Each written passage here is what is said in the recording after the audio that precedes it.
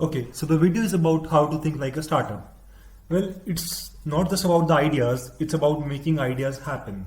So let's start with what is a complex adaptive system.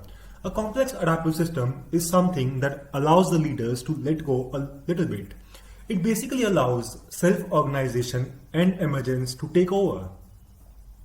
Now the next question is, how does complex adaptive system help? So these systems are highly intelligent and resilient. Also they are able to do things at scale. So these two things combined allows the successful players to move in the direction where the world wants to go. Now the next big question for the companies is to how to migrate in the direction of these excellent systems. Now let us look at the traits that define a complex adaptive system. So the first one is hierarchy of networks. Well, networks are the fundamental building blocks of a complex adaptive system. As a company, you need to think of obstacles between you and your networks. The next one is to decentralize. Basically, you need to distribute authority, that is by powering the front line.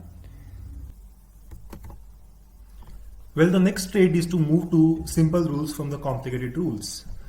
You need to have simple values, purpose and culture in order to avoid micromanaging. Last one is to adapt rather than to just sustain. So we live in a fast changing world. So in order to sustain there, we need to learn and deliver continuously.